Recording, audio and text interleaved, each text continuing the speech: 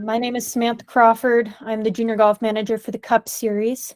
And with me today, we have our Junior Development Series Manager, Davion Collins, our Junior Player Series Manager, Zachary Kinmartin, and our Director of Player Engagement Programming, Peter Weissel. We appreciate you taking the time this evening to join us to go over our 2024 rules of golf on this webinar today. I'm going to ask Peter if you could please start the recording if you haven't already. And I see everyone's mics are muted. If you have a question at any point during this webinar, feel free to come off mute and ask your question. Or if you don't feel comfortable asking it, go ahead and type it in the chat, and Peter Weissel will be monitoring those and making sure your questions are getting asked, and we get those answers for you.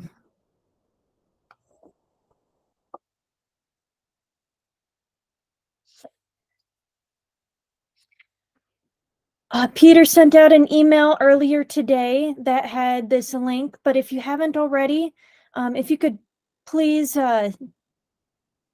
take a quick poll. We want to just see where you are, what level of membership you're a part of, just to kind of help us out and see where everyone's from.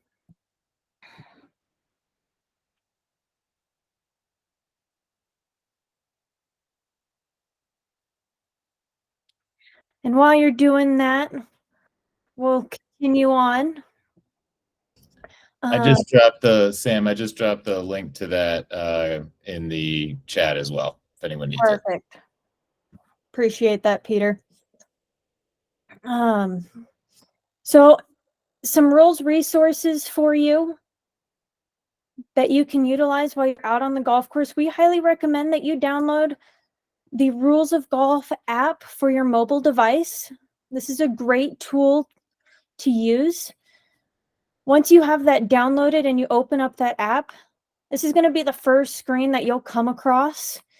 From here, we're going to hit that Rules of Golf button, and that's going to take you to the full list of all 25 rules. Here, you can either scroll and find the rule if you already know the rule number. If you don't know the rule number, up at that top, you can see a search bar. Go ahead and type in a keyword, and that'll help you navigate to the correct rule.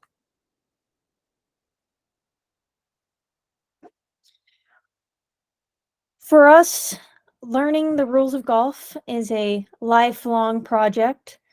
Another tool that you can utilize is the USGA website and the rules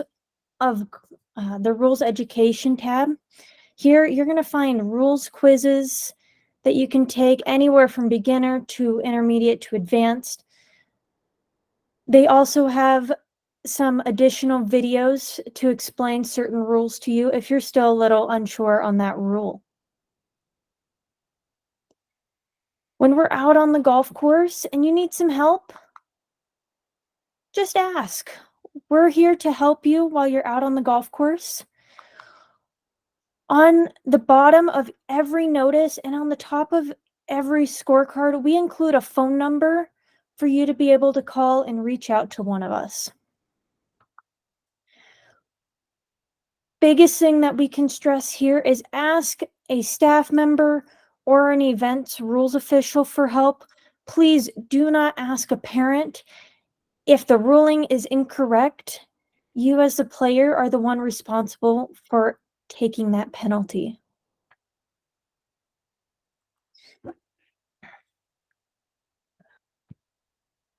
One thing about the game of golf and what makes it so special is that in golf, we the players are expected to know the rules and apply the penalties to ourselves. I'm going to play this video. It's a short video on Davis Riley from the 34th hole of the final match at the 2013 of the U.S. Amateur Championship, calling a penalty on himself. Oh. What happened there? It appeared the ball moved. Let's see if we can see anything here. I couldn't tell from that angle. During this final match, he was actually playing against Scotty Scheffler. Our basic principles behind the rules of golf, simplified, is we're going to play the course as we find it and play the ball as it lies. If you can't play it as it lies, we're going to play by the rules and within the spirit of the game.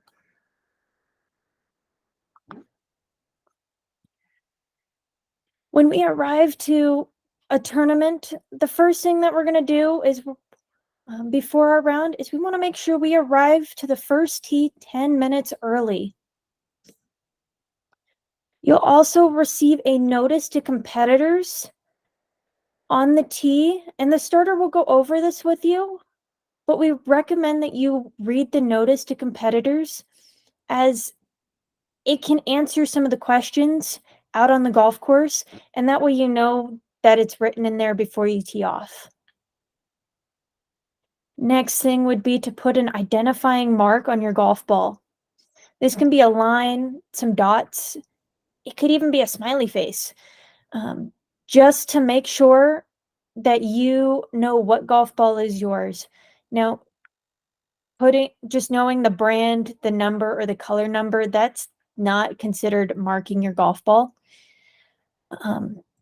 Because someone in the group in front of you could also have that same brand, that same number, that same color of number, and you may not know if that ball is actually yours.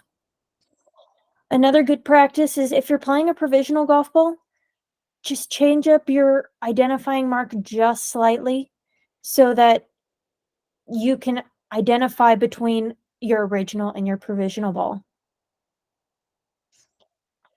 Also, make sure you're counting the number of clubs in your bag. We're not to have more than 14 clubs in our bag at a time.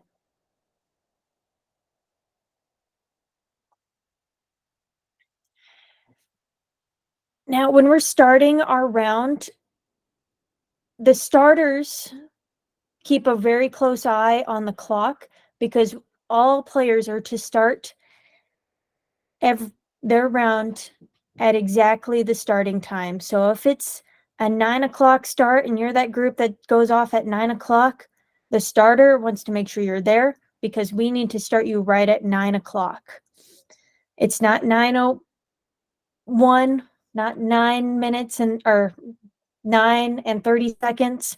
We've got to start you right on time.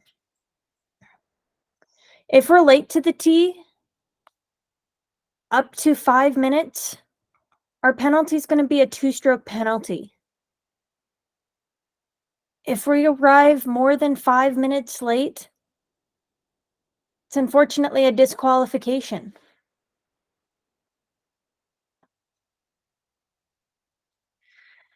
All right. Any questions so far as starting a round or rules help and those resources? No? All right, we'll keep moving right along. On to our areas of the golf course. We have 5 areas of the course. We start every hole from the teeing area. This is a designated area where play is supposed to start for that hole.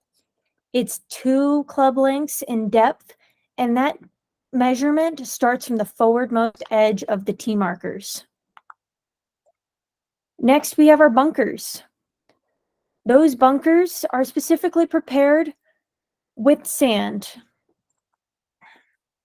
We have our penalty areas. This can be any body of water, like a pond, lake, river, any part of the course that the committee defines as being a penalty area. We'll discuss this a little bit further later, as far as our 2 different color options when it comes to taking our reliefs as well. Our 4th area is the putting green. This is an area where we're finishing up play of the hole, and it's specifically designed for us to be putting on. All the other areas is considered the general area. So the fairway, rough, all teeing locations other than the one that we're playing from on that hole. Also, any wrong greens. So any greens that are not what we are playing towards on that hole.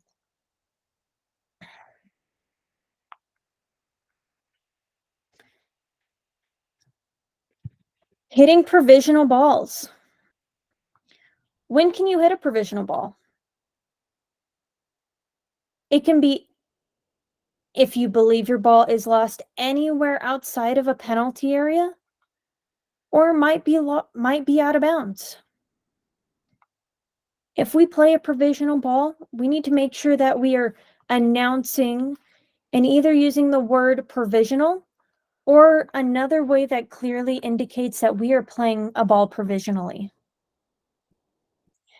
We, as Colorado PGA Junior Golf staff, we really highly recommend you play your provisional golf balls. It's going to save you from having to go back, because if it's lost or out of bounds, we got to go back to our last location and play under stroke and distance.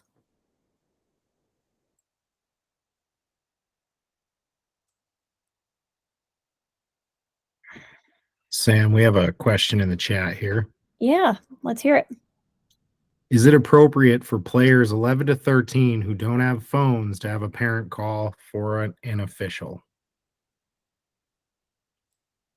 In my opinion, that is perfectly fine. However, once we do arrive, we want to be handling that rules situation or answering that question with the player and not the parent. We want to make sure that the kids are learning out there. Whether you want to loan your phone for the 30 seconds for your junior to make that phone call, or you make that phone call and letting us know where to go and who we're looking out for when we get out to the hole, so we know who exactly we're talking to. Zach, I don't know if you have any other thoughts as far as that with 11 to 13s on the player series there. No, you nailed it. 100%. If they don't have a phone, please utilize somebody who does have a phone. That way we can get a rules official out there as soon as possible. Awesome. All right. On to searching for a ball. Who can help you search for a ball? It can be anyone. It could be a spectator, a volunteer, anyone from your group can help you look for a ball. When we are searching for a golf ball, we have up to 3 minutes to find our golf ball. And that search time starts when you, the player, start searching for your ball. Someone can be looking for your ball before you arrive in that area. That's totally fine. That doesn't go against your 3-minute search time.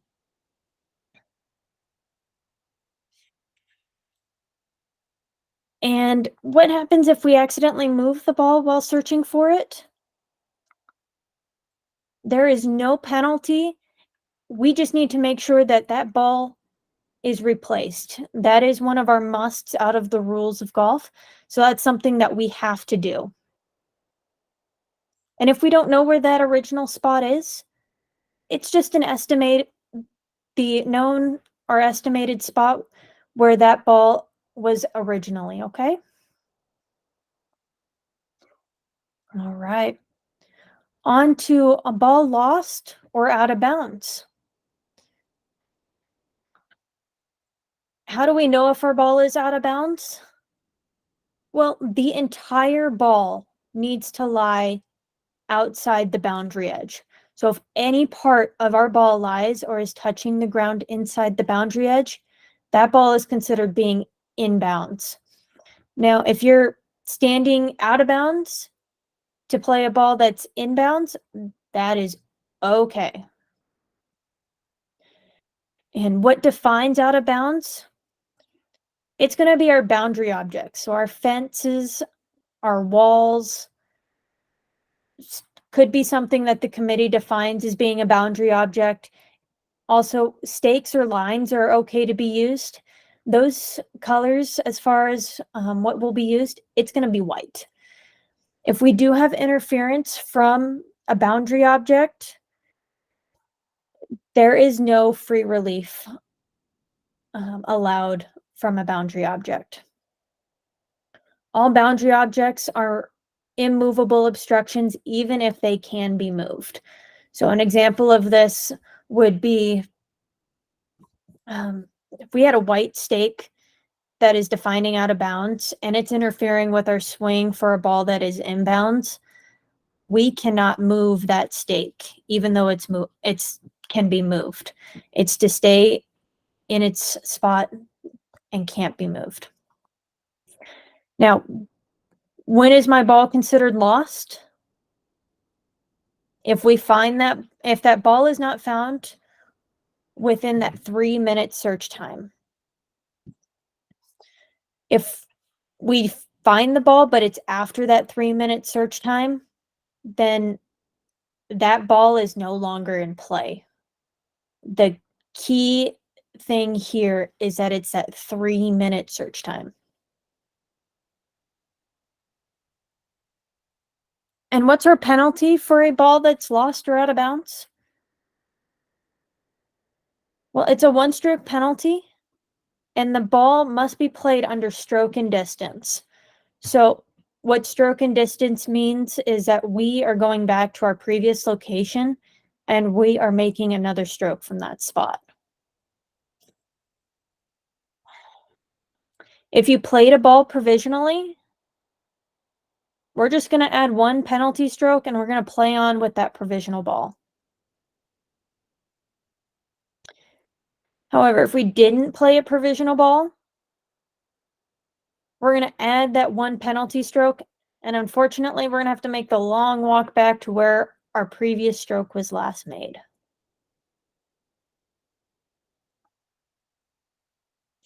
All right. Just a short video to kind of summarize lost and out of bounds. If you hit your ball out of bounds or lose it, It's going right.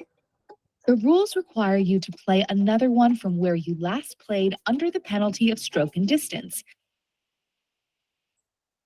Stroke and distance is your only option for a ball that winds up out of bounds or is lost unless an optional local rule provides an alternative. If you have any uncertainty about your ball being lost or out of bounds, consider playing a provisional ball from your original spot. I think I'm gonna hit a provisional. Because looking for a ball only to have to return to the previous spot can disrupt the pace of play. If your previous stroke was made from the tee, simply tee it up again. If you last played from the fairway, the rough, a bunker, or penalty area, drop a ball within 1 club length of the spot where your last stroke was made, making sure not to move closer to the hole. If you happen to find your ball inbounds within the 3-minute search time, great. Hey, I found my ball. Can someone pick up my provisional ball, please? But if you can't find your ball or it indeed winds up out of bounds, just play on with the provisional. But remember, you're not allowed to play a provisional when the only place your original ball could be lost is in a penalty area. When this happens, you must instead use one of the options under penalty area relief.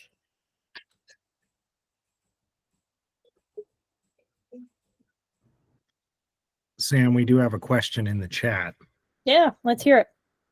Do provisional shots count as a stroke?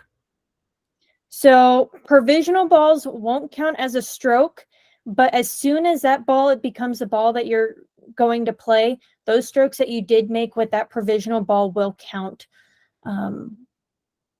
towards your score there.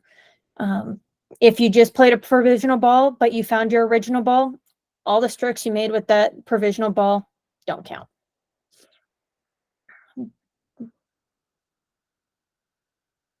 Any other questions on lost ball, out of bounds, or provisional balls?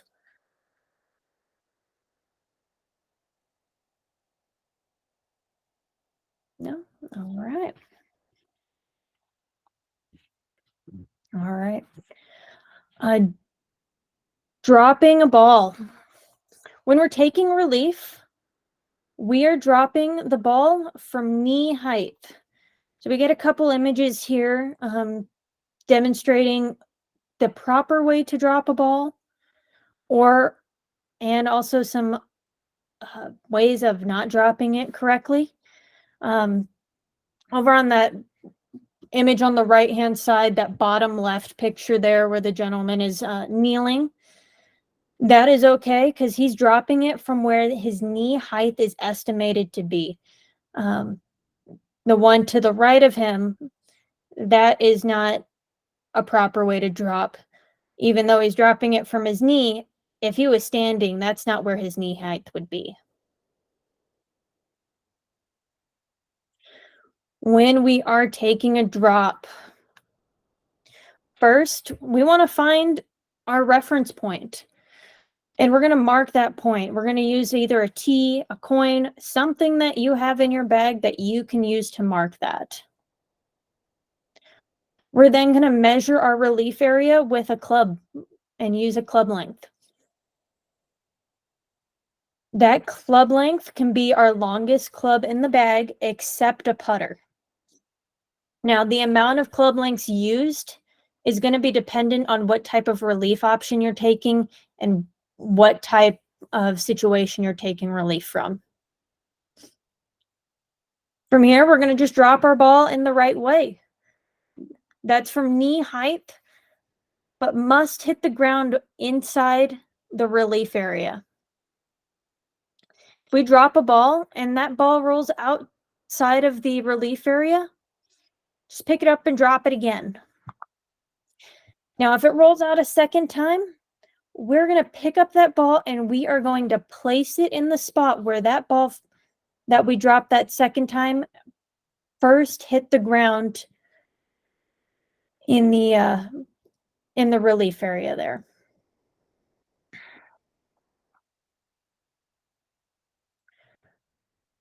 Our correct ways in dropping, our ways for correcting a wrong drop. On that left-hand side, we can see that that person dropped the ball incorrectly as it came and hit the ground first outside of that relief area. And that second image there, we've got someone dropping from shoulder height and not knee height. To correct that, we are just going to redrop that ball, and that's for no penalty as long as we're correcting that mistake.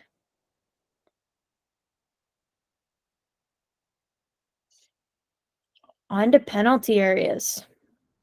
Now we've got two different types of penalty areas. Our penalty areas, we have a yellow penalty area and we've got red penalty areas. Our red penalty areas is going to be the most common penalty area that you're going to see out on the golf course. It's been fairly recent that those yellow penalty areas are kind of starting to fade out, but you may still come across those. So we want to make sure that you know your relief options with the yellow penalty areas as well. When we're playing out of a penalty area, it's okay to ground your club, move loose impediments, and move those movable obstructions. We're going to watch just a quick video to just define our loose impediments versus our movable obstructions. Loose impediment versus movable obstruction. Here's what you need to know about these movable objects. A loose impediment is natural and not attached to anything, whereas a movable obstruction is artificial and easily movable. If you remove a loose impediment and cause your ball to move, you must replace the ball and add 1 penalty stroke, although there are a few exceptions when there is no penalty. On the other hand, if you remove a movable obstruction and cause your ball to move, you still must replace the ball, but there is no penalty when this happens anywhere on the course.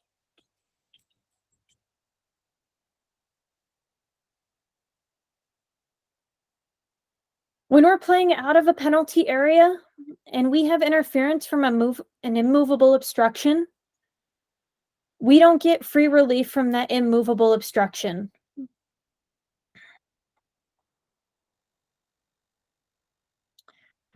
All right, on to our yellow penalty area relief options. One option that we have, all of these, let me back up. All of our options with our yellow penalty areas are going to be the same for the red. Our first one is we can always play the ball as it lies. And that's going to be for no penalty. For our one penalty stroke, we can proceed under stroke and distance, where we're going back to our last location and replaying our shot. And our last option with yellow penalty areas is back on the line relief. Back on the line relief is we're going to take the estimated point where that ball last crossed the edge of the penalty area. So on our picture here, that point is actually marked with that X. And we're going to go as back on a straight line from where that point, where that last crossed the edge of the penalty area, and keeping that hole in the same line, and we can go as far back as we want. When we drop it, that ball needs to be dropped on the line. Once we drop it, that ball can roll up to 1 club length in any direction.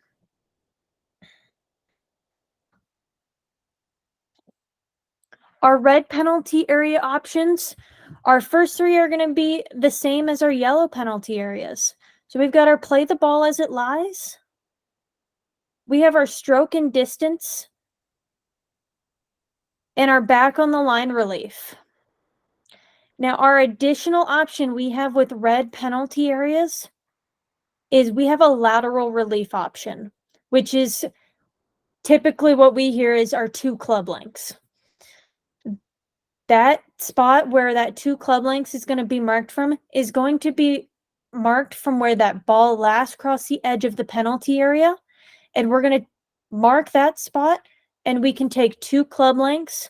As long as it's no closer to the hole, we can go to the side, we can go slightly to backwards. That is perfectly fine.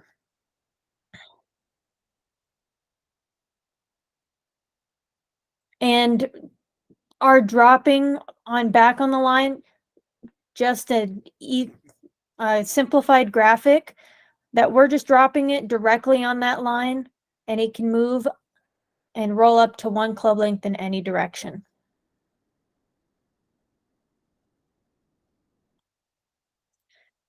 And just a quick summary on our penalty areas. Penalty areas include any body of water on the golf course, plus any other area marked by red or yellow stakes or lines.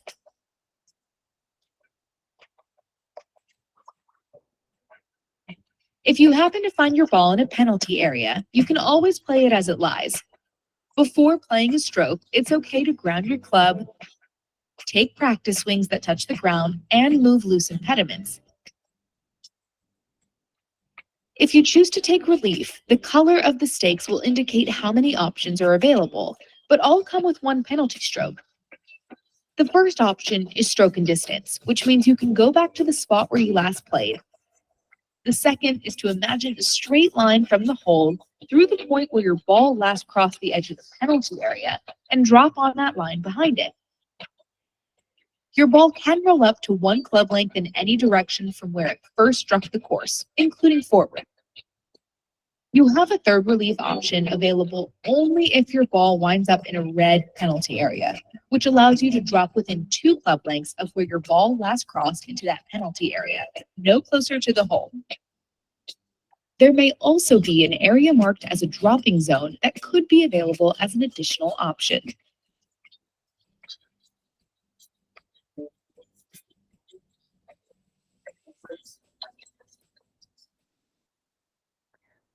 I thought that was a good video. Gave some good demonstrations on how our relief options are taken when we need to utilize those for penalty areas.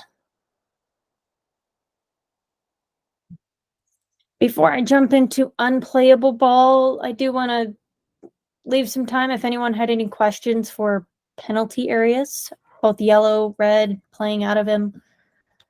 Don't know if there was any questions that may have come into the chat there. No? All right.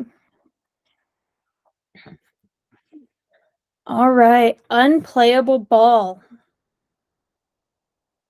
When can you take unplayable ball relief? This can be taken anywhere except in a penalty area. Now, some of the time when we are taking an unplayable ball relief, it's in a spot where it's difficult for us to get to. And we're able to take that relief by adding just one penalty stroke, and we can get ourselves out of that situation.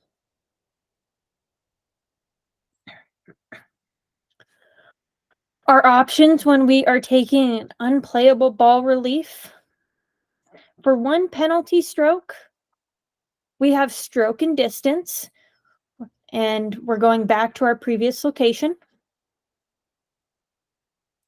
We've got our back on the line relief. And we also have our lateral relief, our 2 club lengths, also available with our unplayable ball.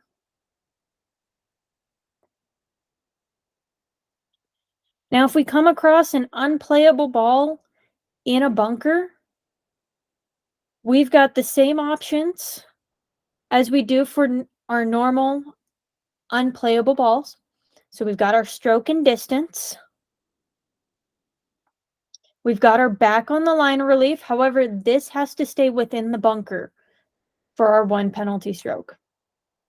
And our lateral relief, our 2 club lengths. Again, this one also has to stay within the bunker.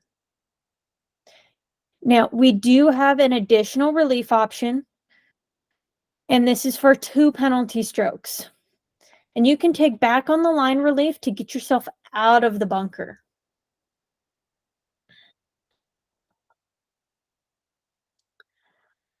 This video has just got some good demonstrations on how to take those unplayable ball relief options and those drops. If you are in a spot where you can't or don't want to play your ball as it lies, consider taking relief.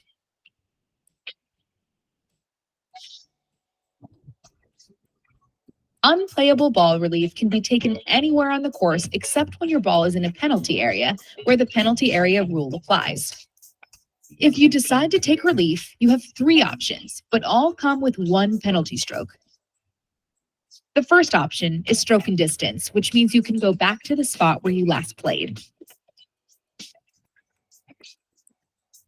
The second is to imagine a straight line from the hole through the location of your ball and drop on that line behind it.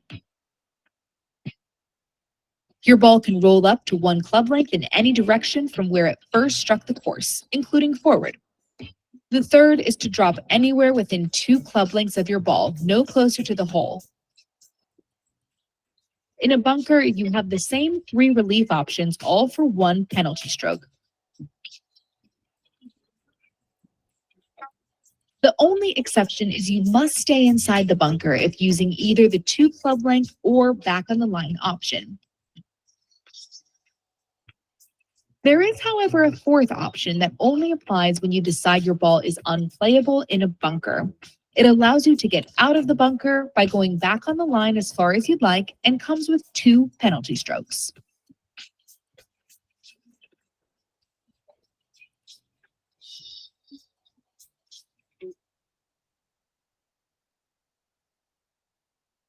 And while we're on the topic of bunkers, when we're playing out of a bunker, we're not allowed to ground our club in the bunker.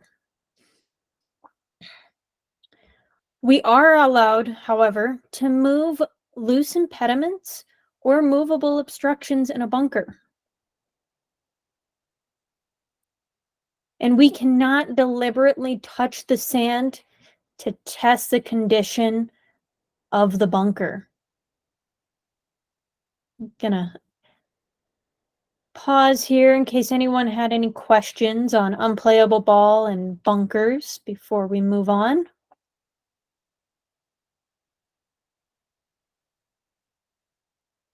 Oh, all right. On to our abnormal course conditions.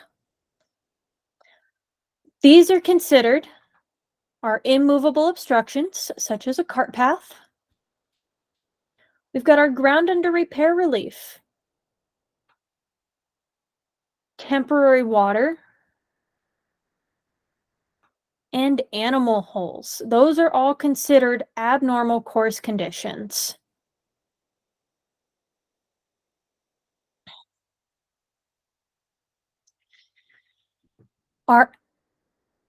When can we take our abnormal course condition relief?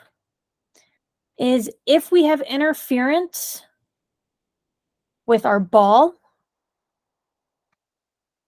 our area of intended stance, and our area of intended swing. And I don't know if I saw a question pop up in the chat. Zach or Davion? Peter? Yep, there is a question asking if we are going to go over rules for embedded balls. We sure are. Yeah, we will go over embedded balls here in a couple slides after we go over our abnormal course conditions and how to take those relief options.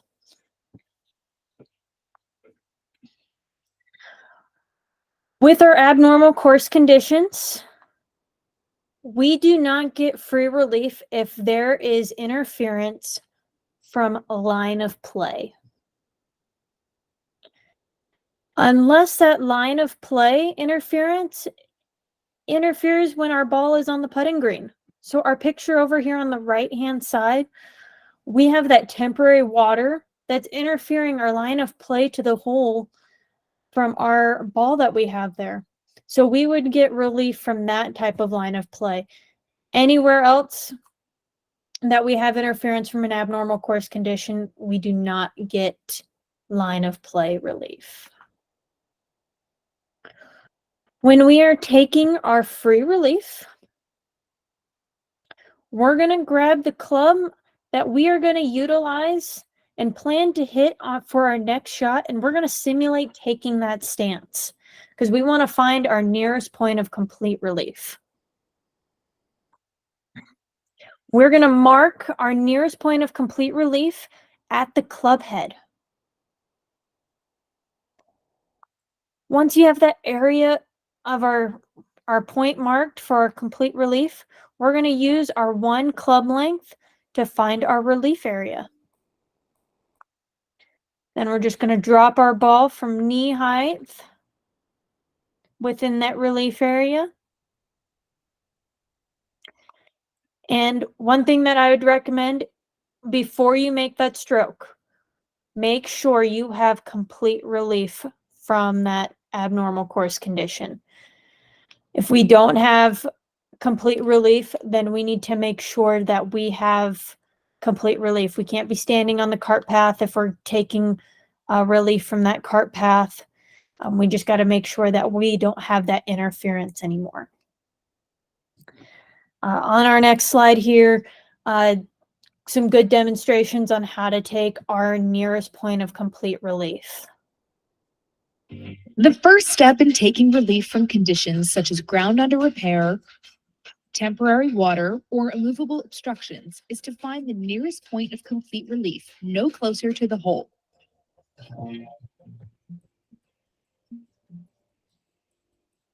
This location is the spot either left of, right of, or behind your ball where the condition you are taking relief from no longer interferes with your stance or swing. You determine this spot by simulating the stance, swing, and direction of play you would use to play your ball if the condition didn't exist.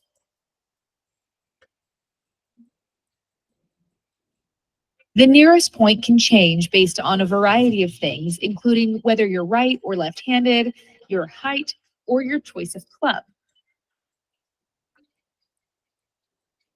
In this case, the player's nearest point of complete relief from the cart path is not to the left in the clear, but rather under the tree. It's good practice to figure out your options before lifting your ball, because sometimes playing it as it lies might be the best choice.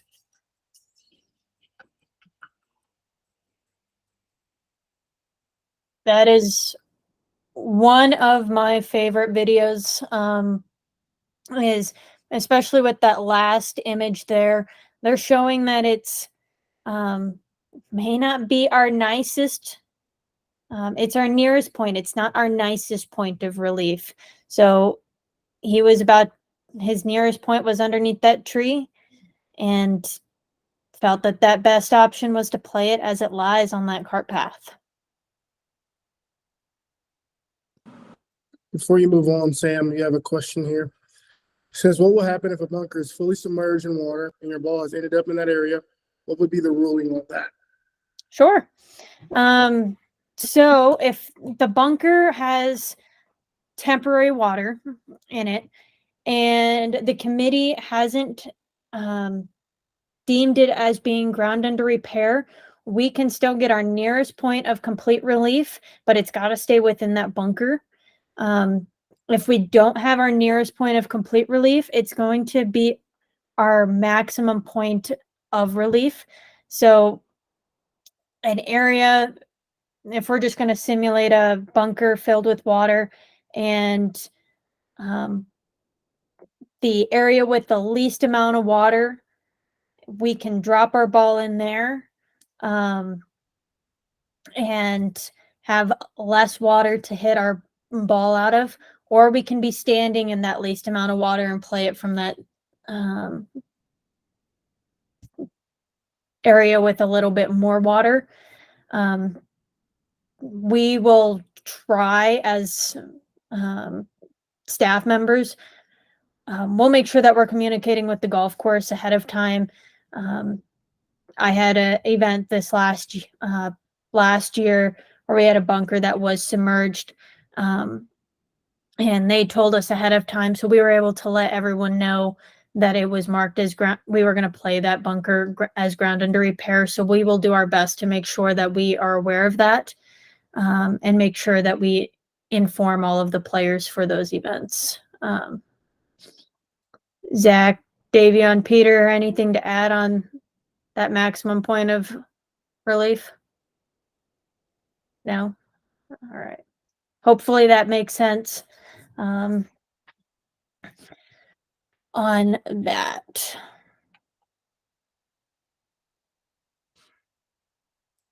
And then just another image here of someone taking relief from that abnormal course condition or our ground under repair, and their nearest point is directly behind the ball, and they've got their relief area within their one club length.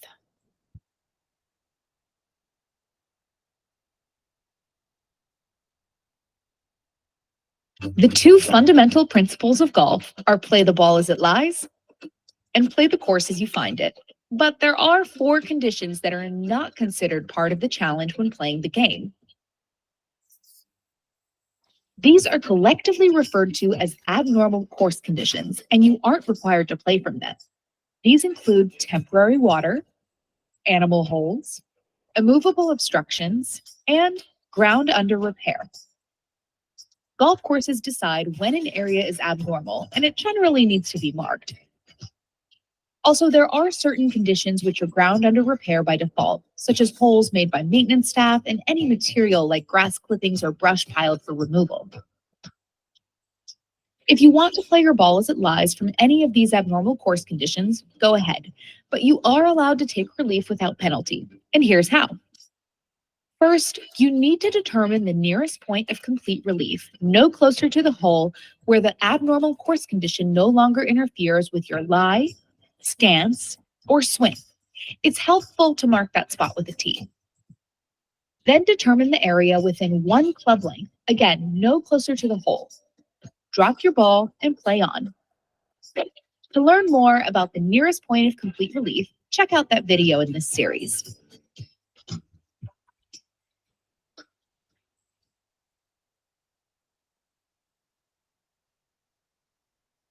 All right. And on to that question we had earlier as far as embedded ball. Our embedded ball relief is only granted if our ball is in the general area. And a reminder, as far as the general area, those are going to be our fairway and our rough. Anything that wasn't listed as our specific areas of the golf course. An embedded ball is when that player's ball comes to rest in its own pitch mark that was made from that player's previous stroke, and that ball is below the level of the ground. A ball is not embedded if it's sitting down in some grass. Also, relief for an embedded ball is not granted if it is in the penalty area, bunker, or the putting green. One thing that we do get some questions on a lot is my ball came to rest in a divot in the fairway. That is not considered an embedded ball. That would just have to be played as it lies out of that divot. Peter, Zach, Davey, I'm not sure if that's a question you guys get a lot, but I've gotten a couple questions on that in the past. So wanted to just make sure that we're aware of that as well. Yeah, that's a pretty hot topic in golf forums.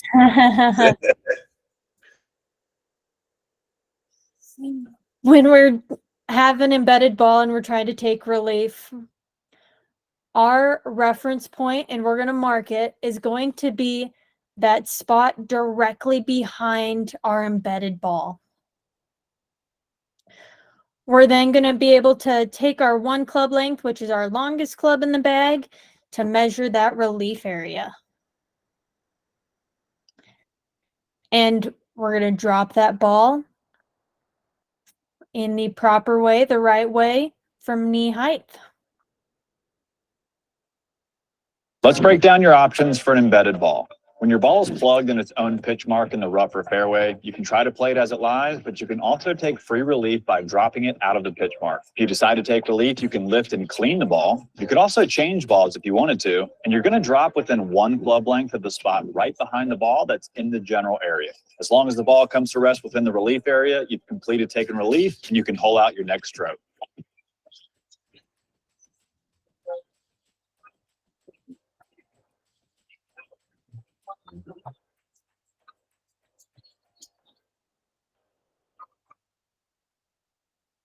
Only thing from that video that I would just make sure and just reiterate is I would make sure that we're just marking it. We want to make sure that we've got our relief area. We might be able to see that spot, but just a good habit to get into is if we have, if we're lifting our ball at any point, it's always good habit to just go ahead and mark that if we're just going to lift it to identify it.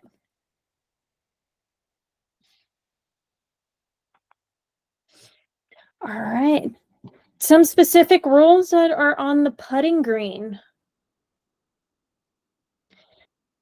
With the flag stick, we're allowed to putt with that flag stick left in the hole.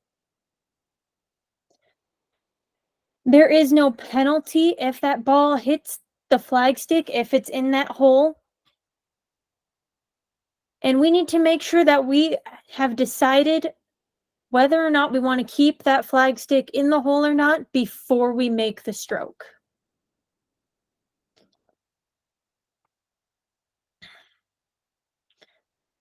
When we have that flag stick left in the hole and our ball is resting against it and it hasn't dropped completely into the hole, if that ball, any part of that ball is, when it's resting against that flag stick, is below the lip of the hole, it's, according to the rules, it's going to be considered as hold. Sometimes if we just straighten up that flag stick, because that flag stick's going to be leaning a little bit, that ball is going to drop.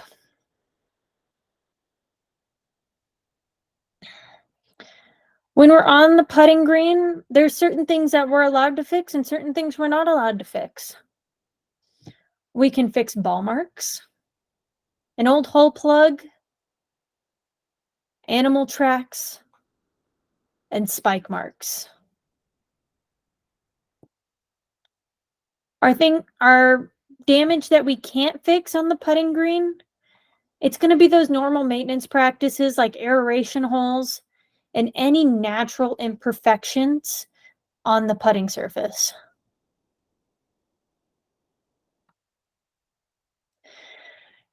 Now with those greenside bunkers and shots are hit onto the putting green and we've got some sand that has sprayed onto the putting green, we can move the sand when it's on the putting green only. So in this picture here, we see that gentleman is, his ball is off the putting green. We can move that sand that's on the putting green, but that sand that's on that fringe, we cannot move that.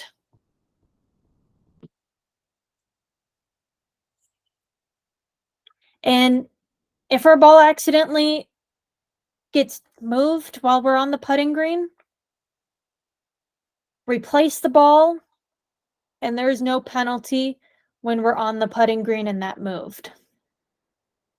Now, when that ball moves and we're not on the putting green, so our areas like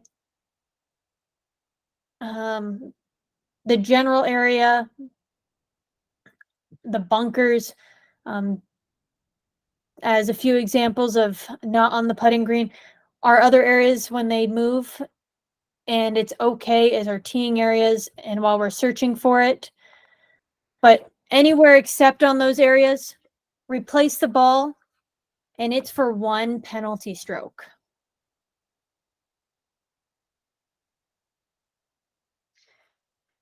We hit our ball and it accidentally hits you or some equipment. There's no penalty and we're to play the ball as it lies.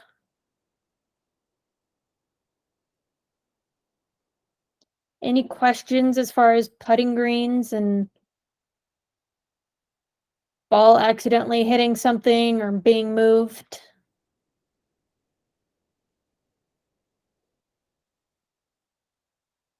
No? All right. Distance measuring devices. During Colorado junior golf events, you're allowed to use distance measuring devices as long as they measure distance only. So if your rangefinder or GPS has a function like slope, wind, some of these fancy functions, we just got to make sure that those functions are turned off during play of competition. Some examples of distance measuring devices that are allowed. We've got a rangefinder like a Bushnell. Got our handheld GPS, similar to like a Garmin or in this picture, a Golf Buddy. And a GPS watch. Now, something that's not allowed, this picture, he is using a rangefinder like one of ours that is allowed. However, we can see what he's able to see on his rangefinder. And this area here where it's showing that slope, that function is not allowed. So if you see something like that, just make sure we get that turned off. If you're not sure if it has that type of function, feel free to find a staff member and we'd be happy to take a look at it and help you get those turned off so it doesn't affect you during play. On to advice. Advice is any verbal comment or action that is intended to influence the player in their choosing of a golf club, making the stroke, and deciding how to play a hole or a round.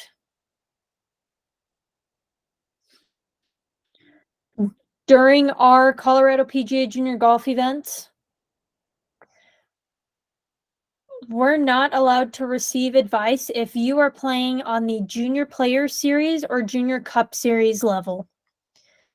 The only level of our tour that you are allowed to have and receive advice is on our junior development series. We allow a caddy on that level to help those players get around on the golf course. Information regarding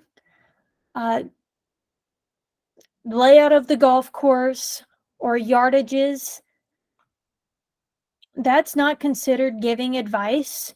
That's considered public information. So if you're playing with someone and they ask you what the yardage is, it's okay to share that yardage with them, as that won't affect you in giving advice or receiving advice. We do have a question in the chat, Sam. Yeah, let's hear it. Are phone apps allowed for yardage like 18 birdies? Yeah. Those are allowed. Similar to like all of our other distance measuring devices, as long as it doesn't show slope, you are okay to use those. I know on our junior golf app, if our course that we're playing for the day, and you're checked in for that event, it does have a layout of the course, and that's another option that's okay to use.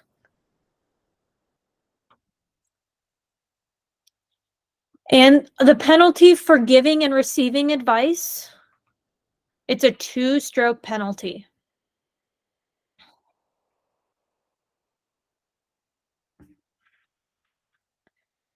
Pace of play. Pace of play for our Colorado PGA Junior Golf events are super important and highly encouraged that we're keeping up with that pace of play. Keep an eye on the group that's in front of you. So some tips to help you: play ready golf. And that means when it's your turn to play, you're ready to go. You're up to your ball. You already know what club you're going to hit. You know the yardage.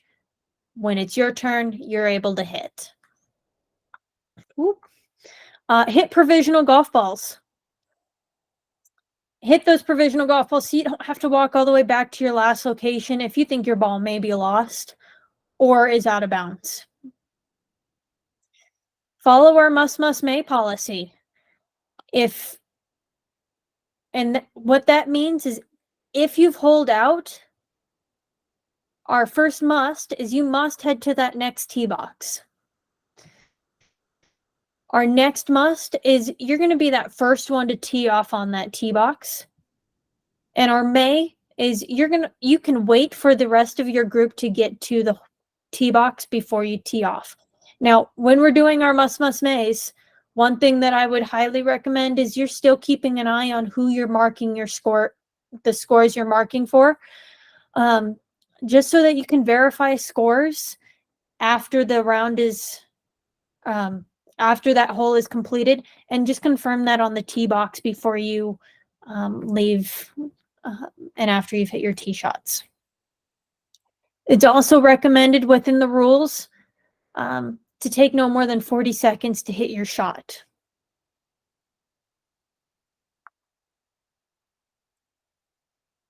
Scoring. So during events, a player has 2 responsibilities. We've got a marker's responsibility and a player's responsibility. When we're at events, we never have our own scorecard. We want to make sure that we're trading scorecards so that another person is keeping score. When we are the marker for someone else, it is our responsibility to confirm hole-by-hole scores after each hole. And we want to certify that the hole scores for all 18 holes on that scorecard. Now, as the player, and you receive your scorecard back, our responsibility is to make sure that we have our hole-by-hole scores on there and that they are correct to what you have. And to make sure that we have 2 signatures, so both your signature and your marker signature. When we're making sure that we have our hole by hole scores correct, on our scorecards, we have where our marker is keeping our score, and we have a marker strip. So when you have someone else's scorecard, you'll write that person's scores on the top lines, and on that perforated portion down at the bottom is where you can keep track of your own score. And what you'll do is you'll rip that perforated score for your scores off, and you'll trade back and you'll get your scorecard back and hold that up right underneath your scores. And that's a great way to help you line up and make sure that all the holes are matching up and are correct.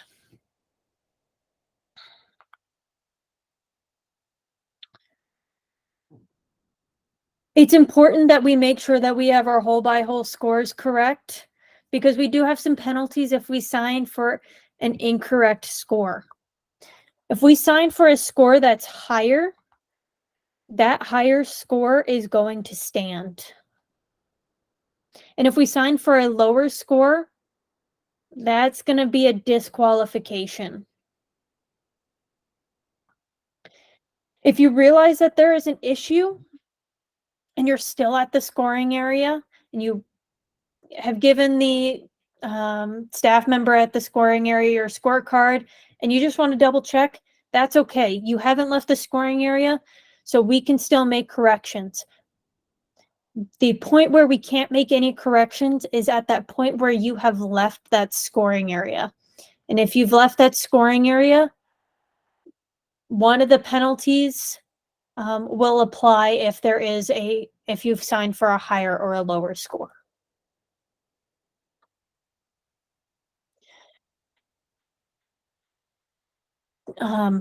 Zach, Davion, Peter, some recommendations that you would give to our junior golfers. I've got a few on here, but if there's anything else that you can think of, feel free to chime in and add to what I have on here. But some recommendations that I have is always mark your ball.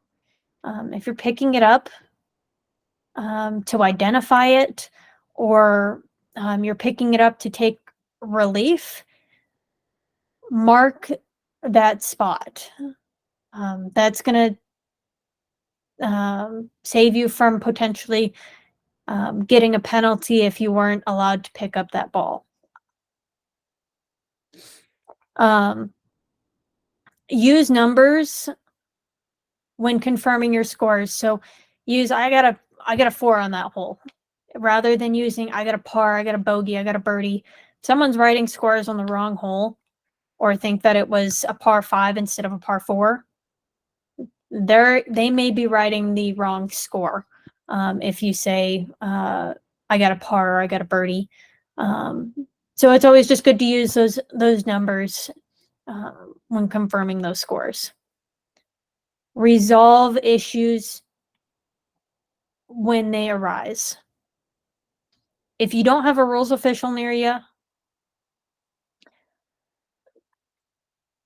let that other person know that you're going to bring something up at the scoring table. If you're unsure on how something should be done, or you think someone proceeded incorrectly, just have a nice conversation about it, and just chat. If you guys are still disagreeing, then that's where we as staff at the scoring area can help you get it resolved and get you all squared away there. The other thing is, if you can't get in touch with a rules official and you don't know what to do, go ahead and play 2 golf balls and proceed under our doubt procedure rule. If you do play underneath that, we just need to know about it at the scoring table. This is one of our requirements. If you do play 2 balls, we need to know about it, even if the scores are the same.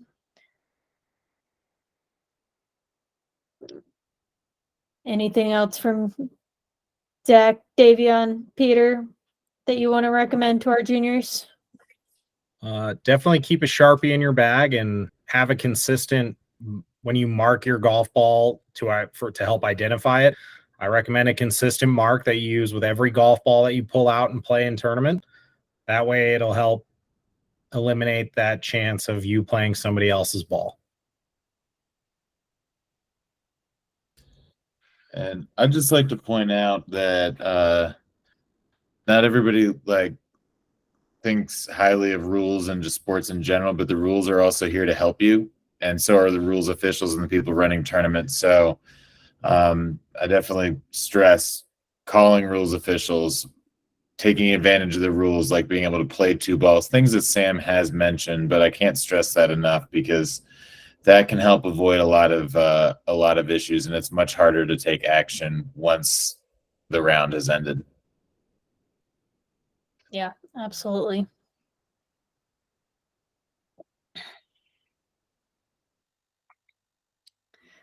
All right, and then just some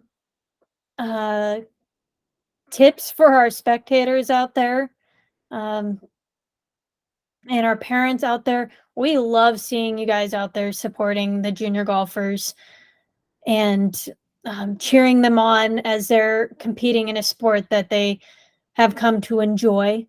A few things that we just wanted to point out to make sure that we're protecting the juniors while we're out there is please let the kids play. Let them learn. We're there to help teach them, and we want to make sure that they're growing as individuals and being able to learn and grow with the game. Please don't help with rulings. I know you may know what the ruling is, or you think you may know what the ruling is, but if the ruling happens to be incorrect, the player will still get the penalty for proceeding incorrectly. If one of us as a staff member or a rules official gives an incorrect ruling, the player does not get the penalty. So please make sure that you're helping your junior golfer and calling a rules official or encouraging them to call the rules official to come out and assist them.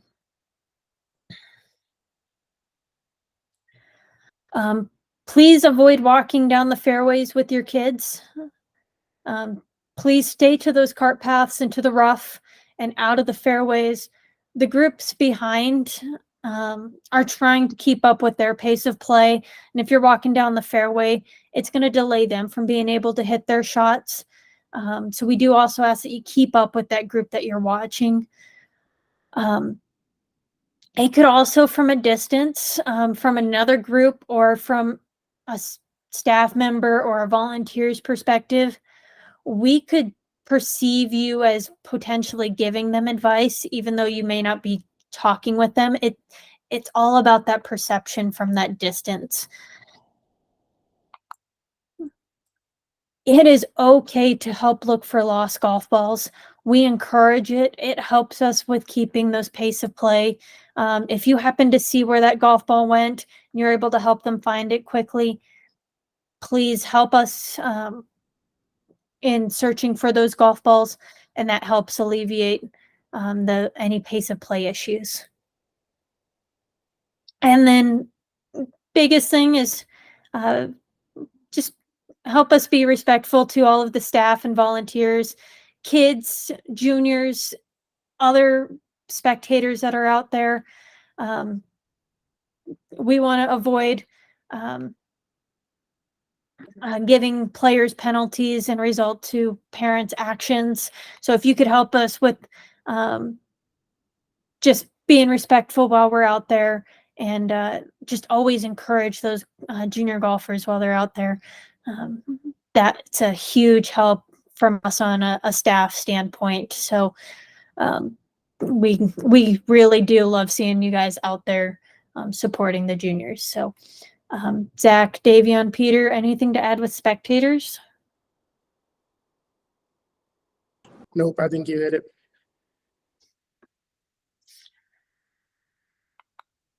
Awesome. I'm going to leave the rest of the time open for questions. I know we're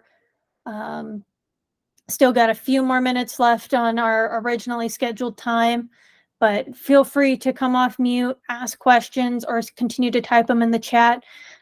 Still happy to answer any questions.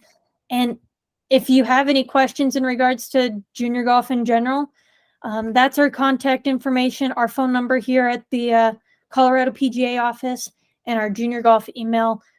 Feel free to email us or give us a call, and we'd be happy to assist you further. So.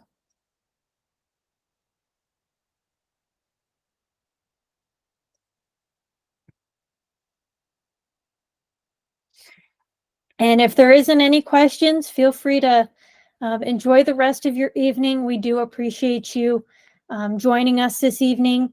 And we look forward to seeing you guys all in a couple weeks when our season officially kicks off.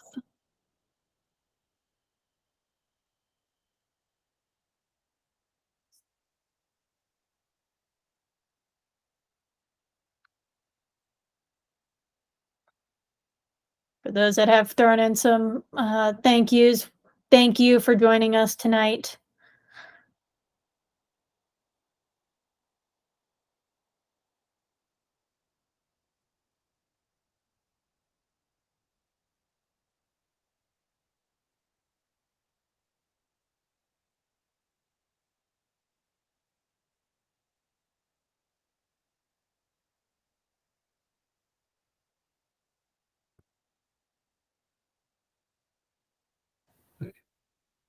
Thank you. Yeah, absolutely. Thank you, Denny. Have a good night. Bye-bye. You as well.